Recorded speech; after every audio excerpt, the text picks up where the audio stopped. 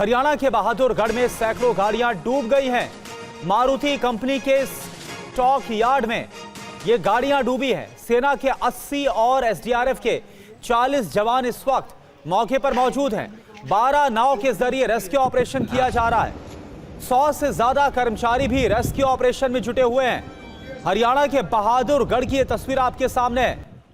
यहां पर जो गाड़ियां हैं, मारुति की गाड़ियों का स्टॉक रखा हुआ था, स्टॉक यार्ड है, और आप देखिए सैकड़ों की संख्या में ये मारुति की गाड़ियां डूब गई। सेना के 80 और एसडीआरएफ के 40 जवान इस वक्त मौके पर हैं। 12 नाव के जरिए ऑपरेशन किया जा रहा है। जो भी स्टॉक यार्ड में मौजूद है, जो फंसा हुआ है, उसको वहां से निकाला भी जा रहा है। 100 से ज्यादा कर्मचारी भी रेस्क्यू ऑपरेशन में जुटे हुए हैं।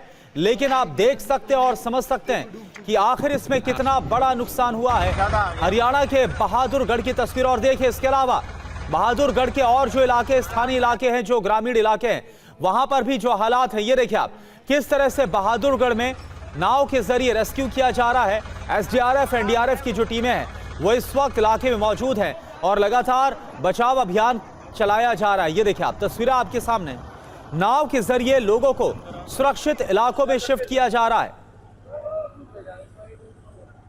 तो ये तस्वीर हम आपको दिखा रहे हैं हरियाणा के बहादुरगढ़ की। हरियाणा में भी हालात काफी ज्यादा खराब हो गए हैं अब लगातार भारी बारिश के बाद।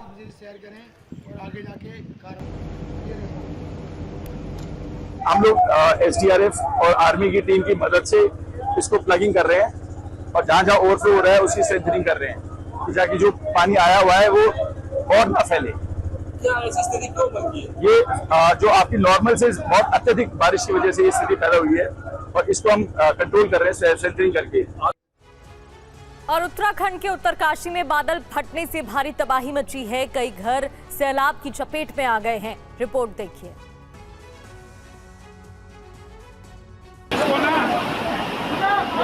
सैलाब का हाहाकारी रूप, चारों तरफ तबाही के निशान। तस्वीरें उत्तरकाशी की हैं, जहां देवल सारी के ऊंचाई वाले इलाके में बादल फटने के बाद हाहाकार मच गया। भारी मात्रा में मलबा नीचे उतरा। अचानक आए पानी के तेज बहाव के बाद लोग दहशत में आ गए। तेज गर्जना के साथ पानी की धारा रिहायशी इलाके को चीरती हुई आगे निकल रही है। महज कुछ मिनटों में पानी के साथ नीचे उतरे गाद और मलबे ने पूरे सड़क और गलियों को भर दिया, जिसके कारण लोग दहशत में आ गए और इधर उधर भागने लगे। अब घर के अंदर से रिकॉर्ड किए गए इस वीडियो को देखिए, जिसमें चारों ओर सिर्फ मलबा दिख रहा है। सड़क का एक हिस्सा पूरी तरह क्षतिग्रस्त है। उधर आपात स्थिति से निपटने के लिए कंट्रोल रूम को सक्रिय कर दिया गया है। हालात को संभालने के लिए एनडीआरएफ और राहत बचाव दल की टीम कई इलाकों में तैनात कर दी गई है।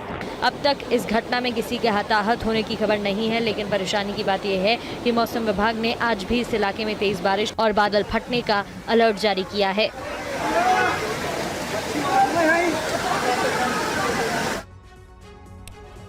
उत्तरकाशी के बाद अब आपको जम्मू कश्मीर के सोनमर्ग की तस्वीरें दिखाते हैं। यहां बादल फटा है, जिससे भारी तबाही मची है। हाहाकार मचाते पानी और मलबे की ये तस्वीरें जम्मू कश्मीर के सोनमर्ग की हैं, जहां बालटाल क्षेत्र में मूसलाधार बारिश और बादल फटने से जबरदस्त तबाही मची है। बादल फटने के बाद सैलाब के साथ भारी मात्रा में मलबा रिहायशी इलाकों में घुस गया, जिससे हड़कंप मच गया। लोग जान बचाने के लिए इधर उधर भागने लगे। सैलाब के इस हाहाकारी रूप को देखिए। ये रिहायशी इलाकों की तस्वीरें हैं। पानी की रफ्तार डरावनी है, लेकिन इसके बावजूद कई लोग जान बचाने के लिए इसे कूद कर पार कर रहे हैं और सुरक्षित ठिकानों की तरफ भाग रहे हैं। पूरे इलाके में सिर्फ मलबा नजर आ रहा है।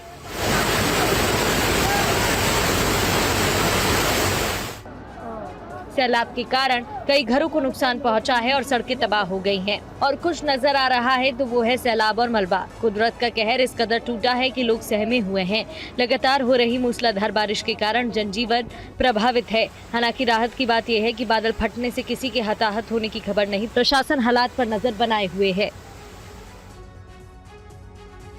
पंजाब में बाढ़ का कहर जारी है। इस बीच 9 सितंबर को पीएम मोदी पंजाब के दौरे पर जाने वाले हैं, जहां वो बाढ़ प्रभावित इलाकों का जायजा लेंगे। पंजाब पर 5 दशकों बाद बाढ़ की भयंकर मार जारी है। राजधानी चंडीगढ़ समेत पाकिस्तान की सीमा से सटे इलाके भी भयंकर बाढ़ से जूझ रहे हैं। एनडीआरएफ की 24 और एसडीआरएफ की 2 टीमें 144 नौकाओं की मदद से राहत और बचाव अभियान में लगी हैं। अब तक 22,854 लोगों को प्रभावित इलाकों से निकाला जा चुका है। इस बीच घग्गर नदी का जलस्तर 750 फुट के खतरे के निशान को पार कर गया है। फिरोजपुर, लुधियाना, पटियाला समेत कुल 23 जिले के 1996 गांव के 3,87,000 से ज्यादा लोग प्रभावित हुए हैं। अब तक 46 मौतों की पुष्टि हो चुकी है। गुरदासपुर में नदियां उफान पर हैं, जिसकी वजह से कई इलाके बाढ़ की चपेट में हैं। लोगों के घर बार पानी में डूब गए हैं। वहीं बाढ़ प्रभावित इलाकों में राहत और बचाव अभियान चल रहा है।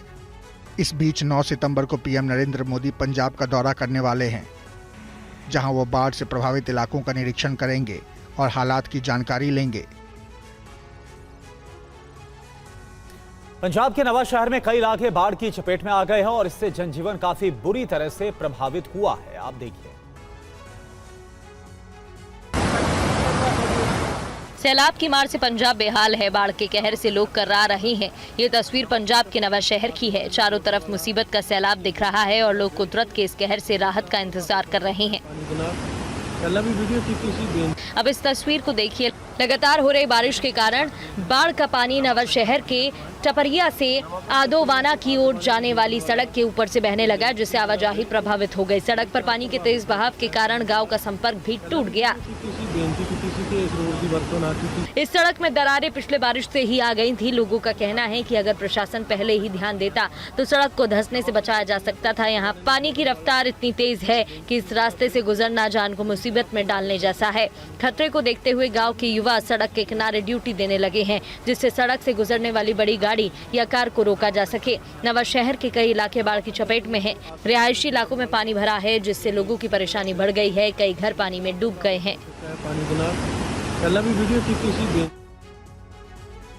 और एक अहम खबर, संसद परिसर में बीजेपी सांसदों की कार्यशाला। आम सांसद की तरह आखिरी पंक्ति में बैठे पीएम मोदी। जीएसटी रिफॉर्म पर कार्यशाला में प्रस्ताव पारित। ये देखिए, तस्वीरें भी सामने आई है। जीएसटी रिफॉर्म को लेकर पीएम का अभिनंदन। बीजेपी सांसदों ने पीएम का अभिनंदन किया, लेकिन जो सबसे दिलचस्प है वो ये तस्वीर है। अंतिम पंक्ति में सांसदों के साथ बैठे नजर आए प्रधानमंत्री नरेंद्र मोदी। तो संसद परिसर में बीजेपी सांसदों की ये कार्यशाला और इसमें प्रधानमंत्री नरेंद्र मोदी की मौजूदगी, और उससे भी बड़ी बात ये दिलचस्प तस्वीर है। देखिए किस तरह से आखिरी पंक्ति में बैठे हुए प्रधानमंत्री नरेंद्र मोदी। आनंद पांडे हमारे साथ, हमारे संवाददाता इस वक्त जुड़ चुके हैं। आनंद, सबसे पहले तो इस कार्यशाला में प्रधानमंत्री की उपस्थिति को लेकर क्या खबर है ये बताइए, और ये जो तस्वीर देख रहे हैं प्रधानमंत्री आखिरी पंक्ति में खड़े बैठे हुए हैं सांसदों के साथ, इसके पीछे की कहानी क्या है? जी बिल्कुल जी, बीजेपी की तरफ से आयोजित की गई 2 दिन की कार्यशाला है। आज जो है अलग अलग टॉपिक्स हैं, उनके ऊपर जो है बीजेपी के सांसदों को बीजेपी के सांसद ही जिनको उस बात की जानकारी वो ब्रीफ करेंगे। आज प्रधानमंत्री नरेंद्र मोदी भी इस कार्यशाला में पहुंचे। 11 बजे कार्यशाला का टाइम था, लेकिन प्रधानमंत्री हालांकि पहुंच गए थे, 10:45 में कार्यशाला में पहुंच गए थे, लेकिन उस हॉल के अंदर प्रधानमंत्री बाद में पहुंचे। और ऐसे में सबसे आखिरी जो रो थी उसने प्रधानमंत्री को जहां सीट नजर है वो बैठ गए। यानी कि एक आम सांसद की तरह, एक आम बीजेपी कार्यकर्ता की तरह प्रधानमंत्री नरेंद्र मोदी इस कार्यशाला में पहुंचे, सबसे पीछे की पंक्ति में बैठे और उन्होंने 1-2 जो सांसदों ने जो प्रेजेंटेशन दिया उसको उन्होंने सुना भी। और जैसे प्रधानमंत्री वहां पे पहुंचे सबने प्रधानमंत्री का स्वागत किया, तालियां बजाकर स्वागत किया। जीएसटी के लिए उनका अभिनंदन किया गया। प्रधानमंत्री से ये रिक्वेस्ट किया गया कि वो आगे आए, लेकिन प्रधानमंत्री ने सबको मना कर दिया कि मैं एक आम बीजेपी कार्यकर्ता की तरह, एक आम सांसद की तरह इस कार्यशाला में सुनने के लिए आया हूँ कि क्या विचार है अलग अलग मुद्दों पे। तो इसलिए वो आगे नहीं गए, पीछे वाली रो में बैठ गए। और तभी पीयूष गोयल जो कि कॉमर्स मंत्री हैं, उनकी तरफ से एक प्रस्ताव भी इस कार्यशाला में पारित किया गया, जिसमें प्रधानमंत्री नरेंद्र मोदी की अगुवाई में जिस तरह से केंद्र सरकार ने जीएसटी की दरों में कटौती की है जो 22 तारीख से लागू होगी, उसको लेकर प्रस्ताव भी पारित किया गया और फिर सबने इसका तालियां बजाकर स्वागत किया। शुक्रिया आनंद आपका इस जानकारी के लिए। तो बेहद ही दिलचस्प तस्वीर सामने आई इस कार्यशाला की। प्रधानमंत्री नरेंद्र मोदी पहुंचे, आखिरी पंक्ति में वो सांसदों के साथ बैठे दिखाई दिए। तस्वीर आप देखिए किस तरह से, यहां पर देखिए ये आखिरी पंक्ति बताया जा रहा है कि जो जीएसटी रिफॉर्म पर बीजेपी सांसदों की कार्यशाला आयोजित की गई, उसमें प्रधानमंत्री नरेंद्र मोदी जब पहुंचे तो वहां पर आखिरी पंक्ति में जो सीट खाली नजर आई वहीं पर बैठ गए सांसदों के साथ और इस कार्यशाला में भाग लिया, जिसकी तस्वीर आप देख रहे हैं।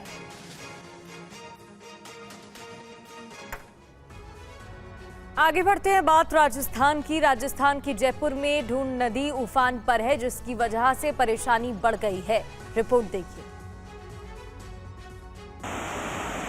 राजस्थान के कई जिले बाढ़ की चपेट में हैं। लगातार हो रही बारिश ने मुश्किलें बढ़ा दी हैं। जनजीवन पूरी तरह से प्रभावित है। सैलाब का हाहाकारी रूप डरा रहा है।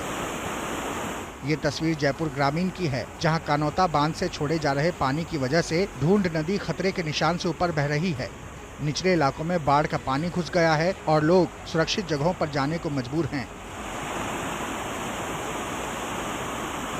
ये हाईवे का हाल है, जिस पर पानी ने कब्जा जमा लिया है। ढूंढ नदी का पानी शहर की कई सड़कों के ऊपर से गुजर रहा है, जिससे आए दिन हादसे हो रहे हैं। जयपुर के बस्सी इलाके में एक बाइक सवार युवक पानी के तेज बहाव में फंस गया और हाईवे के किनारे गिर गया। देखिए कैसे वो पानी से बाइक को निकालने की कोशिश कर रहा है। इस बीच वहाँ मौजूद लोग बाइक सवार की मदद के लिए आगे आते हैं और कड़ी मशक्कत के बाद उसे पानी से बाहर निकालते हैं। इस दौरान कई लोग जान हथेली पर डालकर पानी को पार करते दिखे। उधर रुक रुक कर हो रही बारिश की वजह से कई इलाके जलमग्न नजर आ रहे हैं। वहीं राजस्थान के जालौर में मूसलाधार बारिश के कारण जनजीवन अस्त व्यस्त हो गया है। निचले इलाकों में बाढ़ का खतरा मंडरा रहा है। आसमान से आफत की बारिश हो रही है, जिसके सड़कों पर समंदर जैसा नजारा है। घर, बाजार, खेत, खलिहान सब डूबे दिख रहे हैं। ये तस्वीर राजस्थान के जालौर की है। यहाँ 3-4 दिनों से लगातार बारिश का सिलसिला चल रहा है, जिससे मुख्यालय समेत कई इलाकों में बाढ़ का खतरा मंडराने लगा है। शहर के कई इलाके पूरी तरह जलमग्न हो चुके हैं। सड़कें तालाब बन गई हैं। कई घरों और दुकानों में बारिश का पानी घुस चुका है। गाड़ियाँ सड़क पर रेंगती दिखीं। इस बीच मुश्किल ये है कि मौसम विभाग ने फिर से मूसलाधार बारिश का अलर्ट जारी किया है। सभी एसडीएम, तहसीलदार, बीडीओ और एसएचओ साथ ही सभी विभागीय अधिकारियों को निर्देश प्रदान किए गए हैं कि निगरानी रखें, सुपरविजन रखें और भाव क्षेत्र में जहां भी प्रभावित होने की स्थिति उत्पन्न हो वहां पे सुरक्षा के हेतु इंतजाम रखें, तैयारी रखें। इस बीच पश्चिमी राजस्थान के सबसे बड़े जवाई बांध के गेट खोल दिए जाने के बाद स्थिति और गंभीर हो सकती है। राजस्थान के डूंगरपुर में नदी नाले उफान पर हैं। इस बीच एक कार सैलाब में फंस गई। रिपोर्ट देखिए।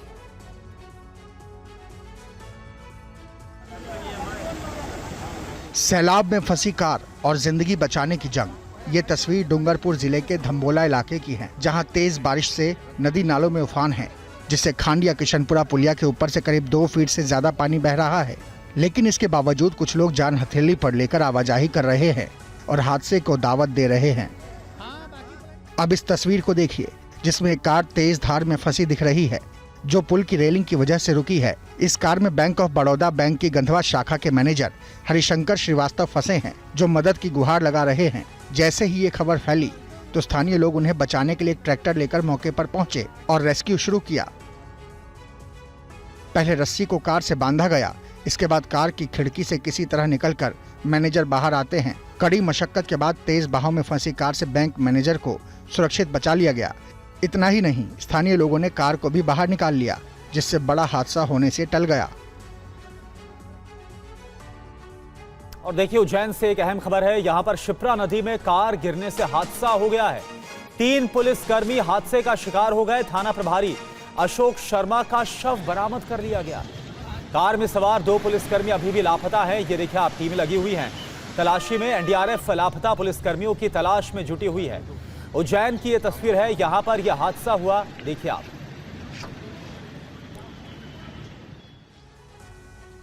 महाकाल की नगरी उज्जैन में बाढ़ के चलते शिप्रा नदी का रौद्र रूप देखने को मिल रहा है। इसी के चलते शनिवार रात पुलिस की एक गाड़ी शिप्रा नदी में गिर गई, जिसमें थाना प्रभारी समेत 3 पुलिसकर्मी सवार थे। एनडीआरएफ की टीम सर्चिंग में जुटी है। नदी का बहाव तेज होने की वजह से सर्चिंग ऑपरेशन में दिक्कत हो रही है। शिप्रा नदी में अभी बाढ़ जैसे हालात बने हुए हैं। रामघाट के कई मंदिर भी जलमग्न हैं। थाना प्रभारी का शव मिल गया है, जबकि 2 पुलिसकर्मियों की तलाश की जा रही है। 3 साथी पुलिसकर्मियों को हमने खोया है। ये उनेल थाना प्रभारी अशोक शर्मा जी, उनके साथ सब इंस्पेक्टर निनामा साहब और महिला आरक्षक आरती। एक 14 साल की बच्ची परसों मिसिंग हुई थी उनेल थाना क्षेत्र से। उसकी सूचना पर चिंतामन की तरफ जा रहे थे और इसी दौरान संभवतः महिला आरक्षक के द्वारा गाड़ी चला रही थी और वो डिसबैलेंस होकर बड़े पुल के नीचे गिरी। अभी हमारी रात भर से सर्चिंग की टीम लगी हुई थी। अभी एनडीआरएफ की टीम भी सुबह से इसमें सर्चिंग में लगी है। एक बॉडी को हम लोगों ने भैरूगढ़ के ब्रिज के नीचे से रिकवर किया है, वो हमारे अशोक शर्मा साहब की है। अभी दोनों बाकियों के लिए हमारा सर्च ऑपरेशन जारी है और गाड़ी के लिए भी सर्च ऑपरेशन जारी है। और आप संस्थापक अरविंद केजरीवाल राजकोट में संबोधित कर रहे हैं, सुनवाते हैं। पूरी सरकार लगी हुई है, हमारा एक एक मंत्री आप देखेंगे कि नीचे उतर के मैदान में काम कर रहा है, एक एक विधायक काम कर रहा है, एक एक कार्यकर्ता काम कर रहा है, सब लोग मदद कर रहे हैं। और अब जैसे जैसे पानी उतरेगा तो उसका रिकंस्ट्रक्शन का काम भी शुरू होगा। गुजरात में आने वाले स्थानीय चुनाव में कांग्रेस के साथ कुछ गठबंधन होगा? नहीं, बिल्कुल नहीं होगा। Thank you.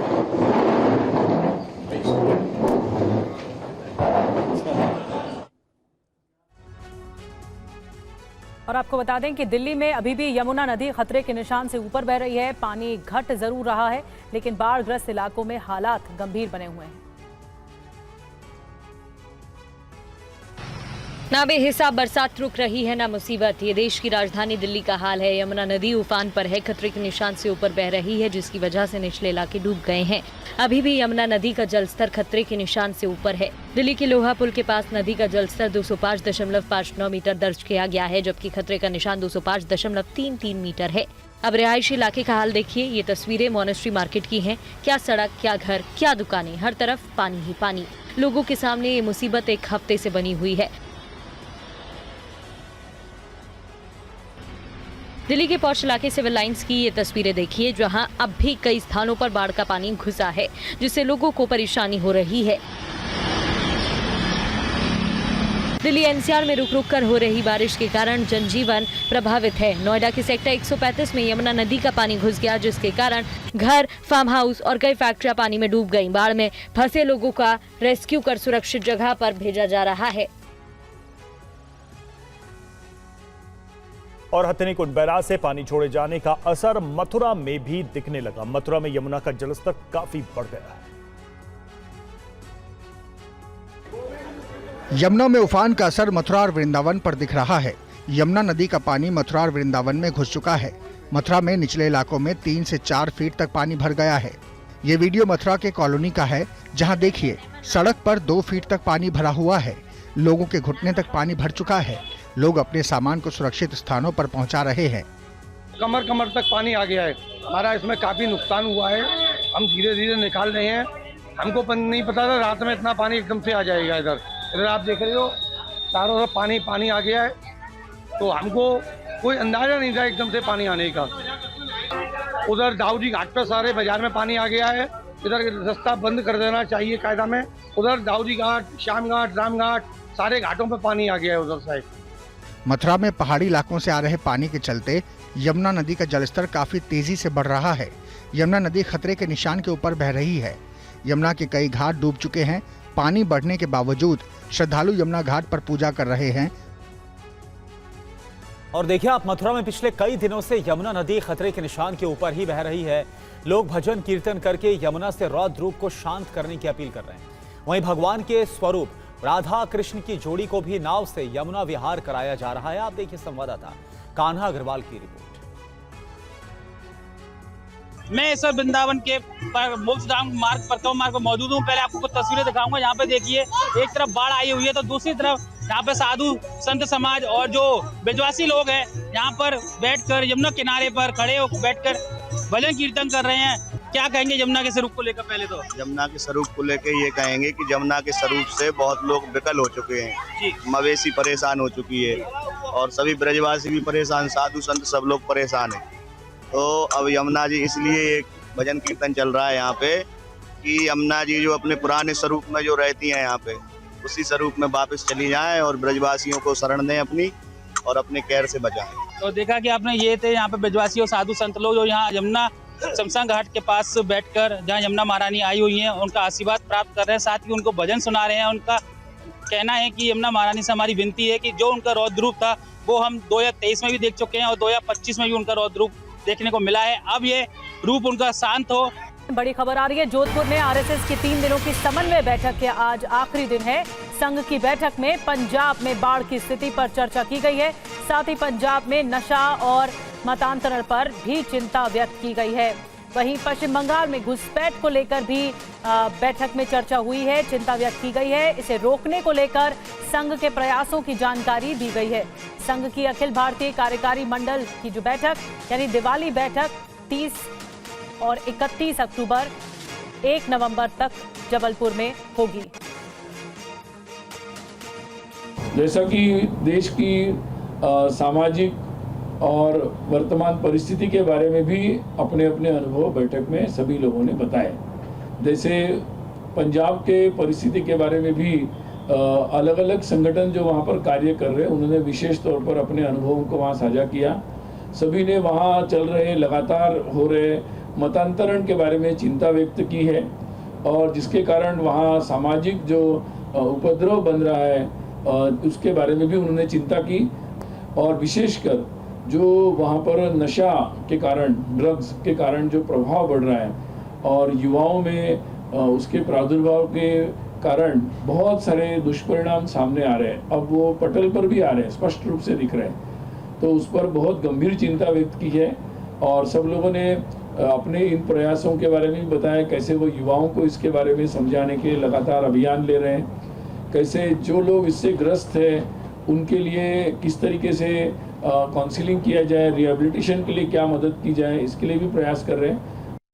बंगाल के बारे में भी विशेषकर लोगों ने चिंता व्यक्त की है और वहाँ कर विशेषकर घुसपैठी जो प्रादुर्भाव वहाँ पर हो रहा है, लगातार बांग्लादेश की परिस्थिति जब से बदल गई है वर्तमान की घटनाओं के बाद और उसके बाद उसका एक प्रभाव वहाँ पर भी आया है। वहाँ बड़ी संख्या में जो अवैध तरीके से घुसपैठी नागरिक वहाँ रहते हैं बंगाल में और उनके द्वारा भी जो उपद्रव किए जा रहे हैं और उनके तुरंत उसको रोकना अत्यंत आवश्यक है। हिंदुओं की सुरक्षा में बहुत सारी समस्याएं वहाँ पर आ रही है, लॉ एंड ऑर्डर के भी बहुत सारे प्रश्न वहाँ पर आ रहे हैं, तो इसके बारे में भी सबने चिंता व्यक्त की।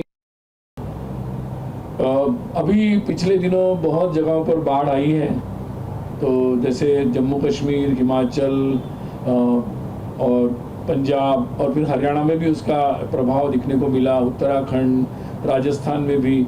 तो ऐसे सभी जगहों पर देश में और भी जगहों पर कम ज़्यादा मात्रा में ऐसी परिस्थिति बनी है, तो उन सभी जगहों पर अपने विविध संगठन के सभी कार्यकर्ता, सेवा भारती, सभी लोग अपने अपने तौर पर जो सहायता कर सकते हैं लोगों को बचाने की दृष्टि से, लोगों को तुरंत उनको जो आवश्यकता है सामग्री की उसकी पूर्ति के लिए और फिर भविष्य में उनके व्यवस्थापन के लिए उनको सहायता करने का लगातार प्रयास कर रहे हैं और उसमें स्वयंसेवक और संघ के स्वयंसेवक और विविध संगठन के कार्यकर्ता भी जुटे हुए हैं।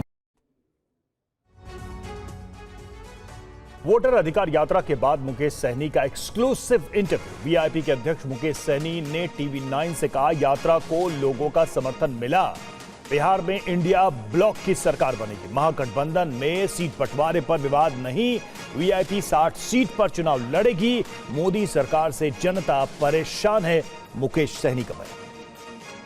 बिहार में वोटर अधिकार यात्रा समाप्त हो चुकी है। वोटर अधिकार यात्रा समाप्त होने के बाद मुकेश सहनी पटना में हैं, अभी हमारे साथ हैं। मुकेश जी, बहुत बहुत स्वागत है आपका। बहुत बहुत धन्यवाद आपको जी। 16 दिनों तक आप लोग राज्य के अलग अलग जिले में गए, आप हजारों की भीड़ के साथ चल रहे थे। जब ये यात्रा खत्म हो गई है तो आपका आकलन क्या कहता है? देखिए, यात्रा में जब हम लोगों को सासाराम से चालू हुआ और आरा होते हुए पटना समाप्त हुआ, तो इसमें एहसास किए कि लोग जो है खास करके बड़ी संख्या में युवा जो रोड पर उतरे, वो कोई एक धर्म के या एक पार्टी के सपोर्टर नहीं है, सभी पार्टी के सपोर्टर या सभी धर्म के लोग रोड पे उतरे और उनको एहसास होने लगा कि देश में लोकतंत्र जो है वो चोरी हो रहा है, क्योंकि जनता जो है वो मालिक है और मालिक के उम्मीद पे सरकार को हमेशा खड़ा होना होता है और उसी डर से सरकार हमेशा जनता के बीच में काम करते हैं, डिलीवरी देते आए हैं। और पिछले कुछ 11 सालों से जब से मोदी जी प्रधानमंत्री बने हैं, उन्होंने बड़ा सपना दिखाया कि 2 करोड़ युवा को नौकरी देंगे हर साल, विदेश से काला धन लाएंगे, सबके खाते में 15-15 लाख रुपया देंगे, तो तमाम बहुत सारे उन्होंने वादा किया और जिस वादा पे 1% भी वो खरा नहीं उतरे। बिहार में नीतीश कुमार 2005 से लेकर अब तक जो भी जैसे भी सरकार बनाए हैं किए हैं, वो हमेशा परसेप्शन ऐसा रहा, परिस्थिति में सीएम बनते आए हैं। सरकार वो तो उन्होंने एक बार जनता ने लालू जी को हटाना था और नीतीश जी को लाना था, 2005 में उनको बना दिए बिहार के मुख्यमंत्री। 2010 में निश्चित तौर पे उनको लोगों ने देखा कि भाई ये काम किए और मदद करके उनको मुख्यमंत्री बनाया 2010 में। लेकिन 15 में क्या हुआ, परिस्थिति में लालू जी के साथ आए, सरकार बन गया। नहीं, लेकिन 2020 में भी देखिए तो बनते बनते रह गया सरकार। अभी नीतीश जी अस्वस्थ हो चुके हैं, तो यहाँ पे जनता जो है ना बहुत परेशान है, और इसलिए जनता जो है ना हम लोगों से कनेक्ट हुआ है, और एक दिन में एक दो नहीं लाखों के लाख लोग हम लोगों के कांटेक्ट में आए, रोड पे खड़े रहे और 4-4 घंटा 3-3 घंटा धूप में वहाँ पे हम लोग का इंतजार करते रहे सिर्फ एक झलक देखने के लिए। तो ये बहुत बड़ा इस चुनाव में बदलाव का देखने के लिए मिलेगा। वोटर अधिकार यात्रा शुरू करने से पहले आप 60 सीटों पर उम्मीदवारी चाहते थे। वोटर अधिकार यात्रा नहीं चाह रहे हैं, अभी भी चाह रहे हैं। नहीं, मैं वोट अधिकार यात्रा शुरू करने से पहले की बात कह रहा हूं। जब ये वोटर अधिकार यात्रा खत्म हो गई है, इस यात्रा के खत्म होने के बाद भीड़ को देखकर आपकी डिमांड बढ़ी है या कम हुई है या जस का तस है? भीड़ को देख के, जन समर्थन को देखने से तो हमारे अंदर आत्मा को कहते हैं कि थोड़ा बढ़ा देना चाहिए, लेकिन ऐसा नहीं करेंगे, ठीक है। और हमारे आप अभी भी 60 सीट चाहते हैं? हाँ, 60 ही चाहते हैं। और 60 ही चाहते हैं? देखिए, हमारे पार्टी का मार्च में ही हमने ब्लूप्रिंट बनाया कि हमारे पार्टी का डिप्टी सीएम होंगे और 60 सीट पर हम लोग चुनाव लड़ेंगे। और रहा कि गठबंधन दल के प्लेटफॉर्म जो वहाँ पे हमारे कोऑर्डिनेशन कमेटी बना है, वहाँ पे हम लोग बैठ के डिसीजन ले लेंगे। 2, 4, 5 सीट कम ये सब कोई मायने नहीं रखता, हम लोगों को सरकार बनाना है। आप डिप्टी सीएम की बात कह रहे हैं, लेकिन आपके यहाँ तो सीएम कैंडिडेट को लेकर ही कोई अनाउंस नहीं हो रहा है। वो सब हो जाएंगे, उसके लिए बहुत बड़ा चिंता करने की। तो राहुल गांधी, इस यात्रा के दौरान राहुल गांधी ने इसकी घोषणा नहीं की। तेजस्वी यादव को शायद उम्मीद थी कि ये घोषणा हो जाएगी। वो घोषणा, ये देखिए क्या होता है कि कोई भी काम जो होता है वो एक ट्रैक पे होता है। अब ट्रैक से बेड ट्रैक नहीं हो सकते हैं। तो वहाँ पे हमारा वोटर अधिकार यात्रा वोट चोर गद्दी छोर वाला हमारा एजेंडा था, उसमें हम ये सीएम डिप्टी सीएम का घोषणा नहीं कर सकते। तो आप बता दीजिए कि सीएम कैंडिडेट कौन? तेजस्वी प्रसाद यादव जी हैं, उसमें कोई शक नहीं है। और इसके लिए आपको बहुत जल्द, हफ्ता 10 दिन के अंदर में हम लोग बैंड बाजा के साथ लॉन्च करेंगे सीएम और डिप्टी सीएम, और वो समय आप रहिएगा और होगा। आप खुद चुनाव लड़ रहे हैं इस बार? जी हाँ, मैं चुनाव लड़ रहा हूँ। कहाँ से लड़ेंगे चुनाव? ये जगह मैं बताऊंगा, अभी ये थोड़ा हिडन रखा है क्योंकि कई सीट हमने चेंज किया है, और अभी उसमें हम पार्टी के नेता से अंतिम डिस्कशन करने के बाद फिर एक जगह जहां पे हमारे उस एरिया का सीट पे असर पड़ सके ऐसे सीट को चयन करेंगे, वहां से चुनाव लड़ेंगे। ये भी कहा जा रहा है, बीजेपी के कुछ नेता कुछ कार्यकर्ताओं से मेरी बातचीत हो रही थी, तो उन्होंने कहा कि मुकेश सहनी ऐसा भी हो सकता है कि इस तरफ चले आए।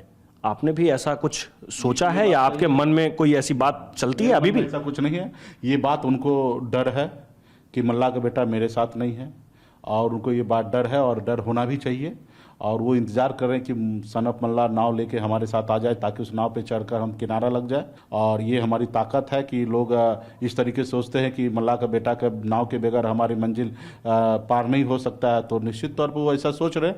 लेकिन हम इंडिया ब्लॉक में हैं, मजबूती राहुल गांधी जी तेजस्वी जी के साथ है और यहीं रहेंगे। हालांकि अभी जब मैं आपसे ये पूछ रहा हूँ तो थोड़ा अर्ली है, थोड़ा पहले पूछ रहा हूँ, कितनी सीटों का अनुमान है? आप लोगों को क्या लगता है कि कितनी सीट पा जाएंगे आप 243 में से?